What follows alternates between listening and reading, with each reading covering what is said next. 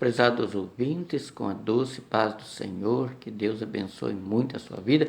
Quero compartilhar um versículo que fica em Mateus, no capítulo 13, o 23, que diz assim: Mas o que foi semeado em boa terra é o que ouve a palavra e a compreende. Este frutifica e produz a 100, a 60 e a 30 por um. Aqui Jesus compara nosso coração como sendo um terreno, que o terreno deve estar preparado para receber a semente. A semente é a palavra de Deus. Uma semente colocada em um terreno cheio de inso, ou em um solo rochoso, ou à beira do caminho, ela não vai conseguir produzir bem, porque muitos fatores vão fazer com que esta semente não tenha o desenvolvimento necessário.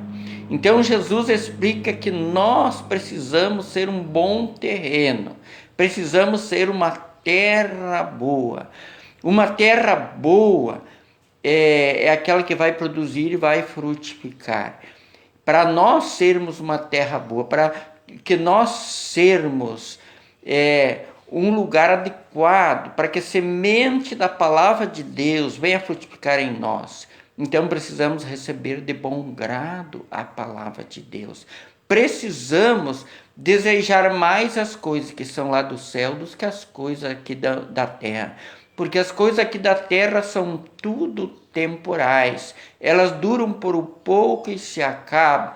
Mas as coisas eternas, referentes ao reino de Deus, elas são eternas e duram para sempre.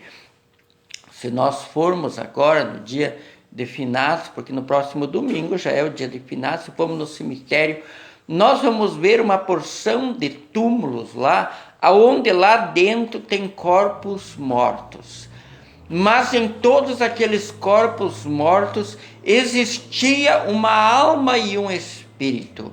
E essas pessoas estão vivendo em algum lugar. Porque quando a pessoa parte para a eternidade, a alma e o espírito saem do corpo e vai até Deus prestar conta do que a pessoa fez ou deixou de fazer com o seu corpo. Porque o nosso corpo não é de nós mesmos. O nosso corpo, a nossa alma, o nosso espírito pertencem a Deus. E nós estamos aqui nesta terra para agradarmos o nosso Deus. E Deus cuida de nós aqui na terra. E se nós amarmos a Deus, buscarmos a presença de Deus, Ele vai cuidar de nós durante toda a eternidade. Porque embora nosso corpo aqui, ele viva um determinado tempo e depois ele perece, ele é colocado no túmulo, mas a nossa alma e nosso espírito, eles não vão morrer. A nossa alma e nosso espírito vão ao encontro do Senhor e lá sim nós receberemos a sentença, se vamos pertencer à família de Deus ou se vamos para aquele lugar que é muito desagradável ao ser humano, porque só tem dois lugares, ou é o céu ou é o inferno. Ou é um lugar de extremo gozo, alegria e felicidade, ou é um lugar de profunda tristeza. Então aquelas pessoas que estão ali no cemitério, tem uns que estão gozando com Deus, estão naquele lugar de glória, de profunda alegria, de paz, mas tem outros que estão no inferno, que é um lugar de grande tristeza. Mas as pessoas humanas muitas vezes recebem a palavra de Deus de mau grado, fecham o coração endurecido, não querem ouvir sobre o céu e sobre o inferno, não querem ouvir do que agrada a Deus, do que desagrada a Deus.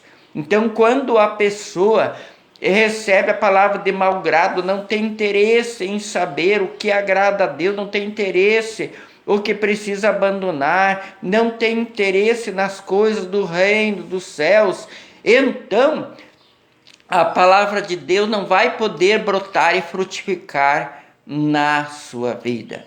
Precisamos tirar aquilo que desagrada a Deus do nosso coração. Precisamos desejar intensamente fazer a vontade de Deus, porque esse é o lucro nosso.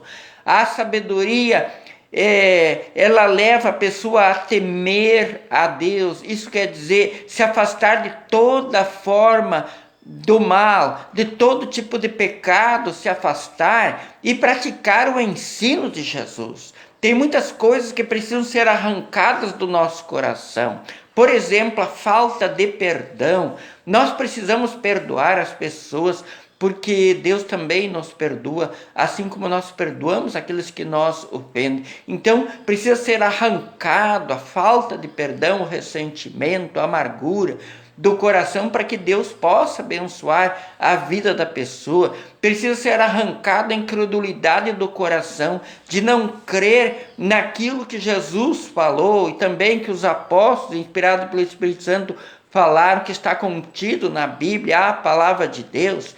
Precisamos crer naquilo que a palavra de Deus nos ensina e praticar. Mas para praticar a palavra de Deus, precisamos do auxílio do Espírito Santo, porque o Espírito Santo prepara o terreno do nosso coração. O Espírito Santo nos ajuda em nossas fraquezas. Então precisamos buscar o poder do Espírito Santo em nossa vida, porque nós somos falhos, fracos, mas o Espírito Santo nos dá a força necessária para abandonarmos aquilo que desagrada a Deus e praticarmos a vontade de Deus. A melhor coisa nesse mundo é praticarmos a vontade do Senhor e agradar a Deus. Porque a nossa vida passa rapidamente, mas aquilo que nós fizemos para Deus permanece.